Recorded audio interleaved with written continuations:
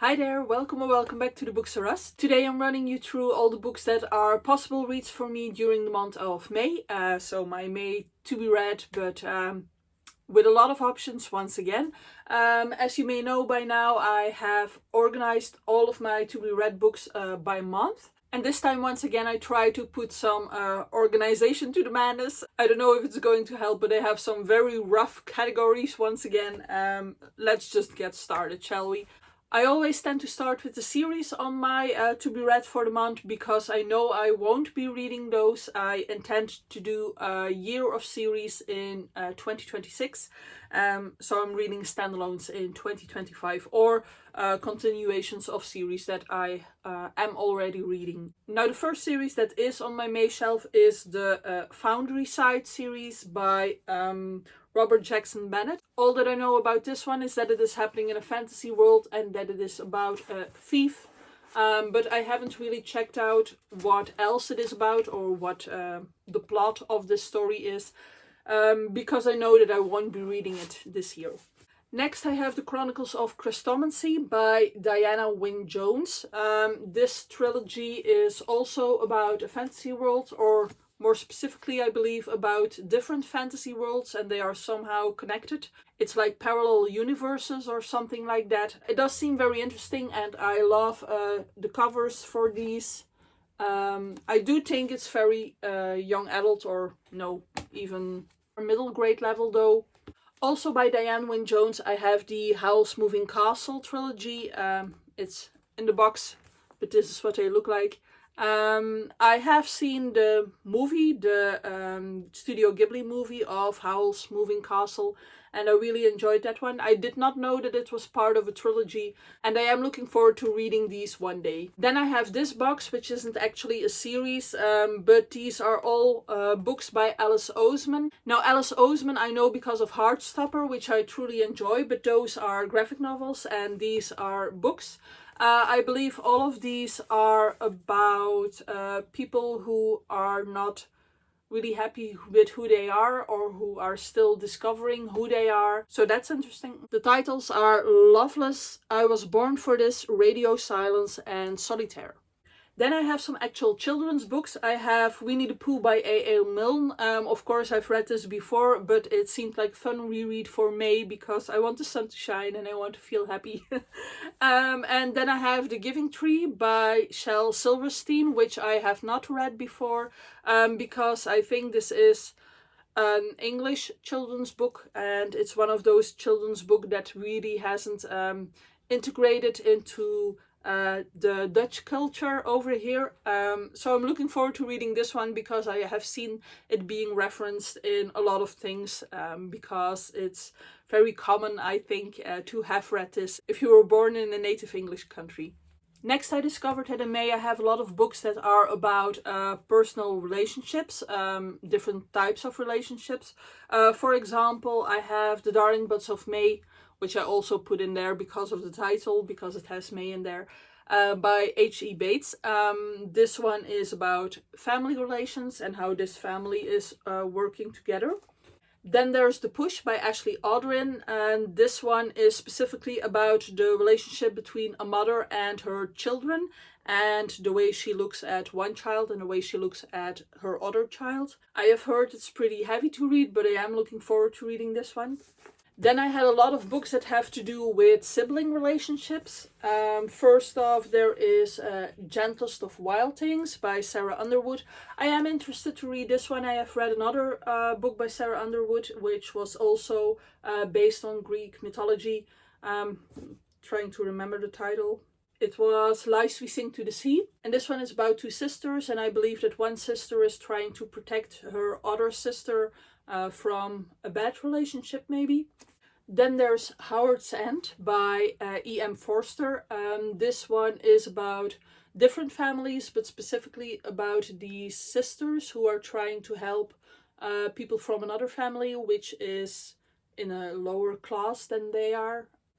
I would love to reread Jane Austen's Sense and Sensibility, which is of course about the sisters Marianne and Eleanor and their love lives. I have Measure for Measure by William Shakespeare, which is about a sister who is trying to save her brother who is condemned to death. The Virgin Suicides by Jeffrey Eugenides, which is about these sisters, 5 sisters, and all of them take their own life, and we don't know why.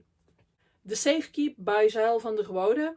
This one is about a brother who dumps his new girlfriend at his sister's house, and then his sister has to live with that girlfriend, and she is annoyed at first and then gets sort of attracted, I think, to the girlfriend.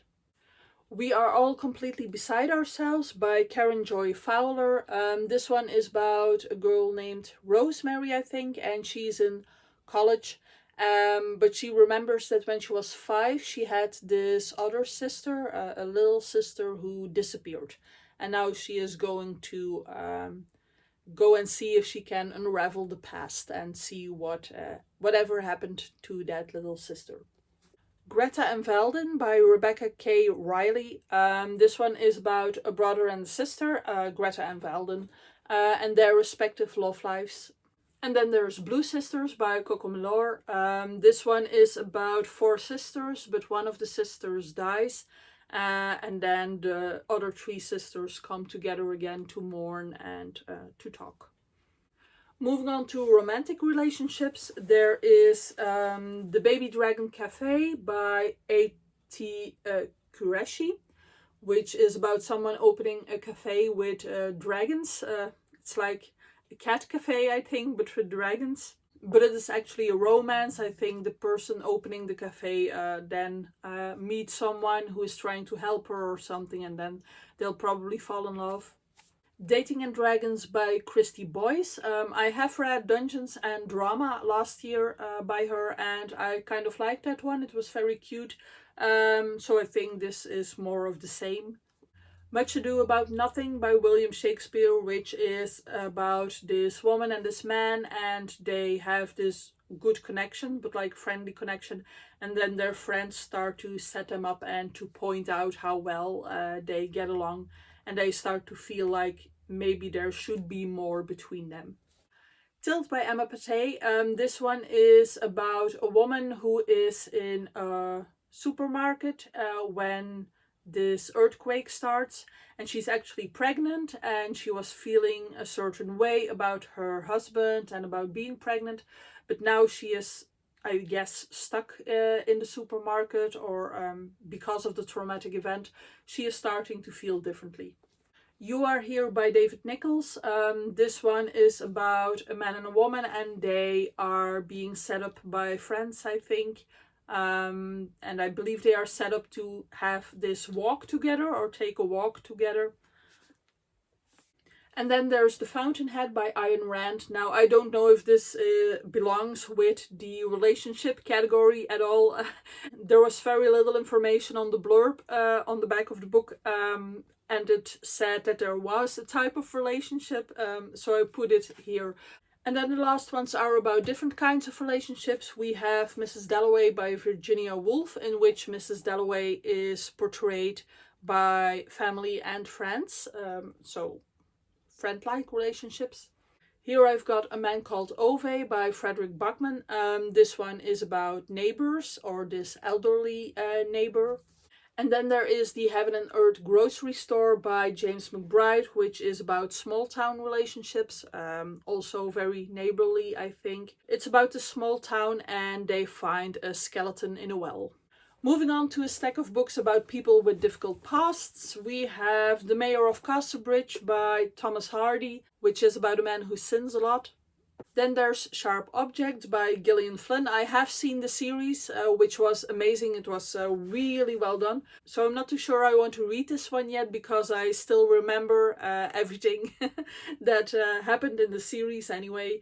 But Sharp Objects is about this girl who had this traumatic past, and now she is a journalist and she is going back to her hometown to investigate things that are happening there. My Sister's Keeper by Jodi Picoult is about these 2 sisters, and the younger sister is ill and she regularly needs like bone marrow transplants, and the older sister has to provide the bone marrow. And then the older sister grows up and she starts to dislike that she is always being used as this donor, as this extra to help her sister out. So it sounds like something that is going to make me cry. Martyr by Kaveh Akbar. This one is about a man who had all these terrible things happening in his life. His mother's plane was shut down and things like that. And now he has become a drunk and an addict, and he is trying to find out more about his past, and he is interested in martyrs. Girl in Pieces by Kathleen Glasgow, which is about a girl, a 17-year-old girl who has also had a lot happening to her, and she does self-harm, I believe, in this book. The Three Lives of Kate Kay by Kate Fagan. This one is about a famous novelist, I believe, but she goes by 3 different names because of something that happened in her past, and that is what we'll be discovering in this book. My next category are all books about time travel. First we have The Time Traveler's Wife by Audrey Niffenegger. This one is quite obviously about the wife of a time traveler. And I think that the time traveler cannot really help time traveling, that he is all of a sudden dragged into the past or into the future, and that they are trying to make this relationship work, although there are always these time gaps or age gaps between them. Outlander by Diana Gabaldon. Now I know that a couple of years ago this was very popular. I haven't read it yet. It is also about someone who travels through time and then I guess starts relationships in the past or in the future or both. I do know that this is actually the first part of a long series, so I'm not sure if I want to pick this up yet. Cloud Atlas by David Mitchell. This is technically not actual time travel, but it is about stories set at different times through history and the way they are connected to each other. And then there's One Day by David Nichols. I haven't seen the Netflix series yet, but I do know that it is about these people who meet each other, and then we get to see, or they get to meet each other, I don't know for sure, every year on the same day that they met before, or we get to know where they are at in life at that day each year. And then I'm left with some disturbing books. The first one is The Decagon House Murders by Yokito Ayatsui, which is about this mystery club, and they go to an island together because this island is famous for its murders and they want to see if they can solve some. But then people of the club start to get murdered. I Cheerfully Refuse by Leif Enger. This one is a bit of a sci-fi, I believe, about this world where the water has risen, and then there is this man who is going to look for his wife, who he loves, and then I think he becomes sort of a prophet kind of thing. Satin Island by Tom McCarthy, which is about someone who works for a company, and this company is manipulating, I believe, everything that people get to see, so they can like control how people view the world or what they believe or see of the world. And my last book on this list is The Vegetarian by Han Kang, which is about this woman, and she wants to get some power back, or she wants to be able to control something again for herself. So she decides to become a vegetarian, and then I think that she continues to change things or look for power in different situations, or her family reacts strangely to her being a vegetarian or something like that. I'm not sure. I'll let you know when I've read it.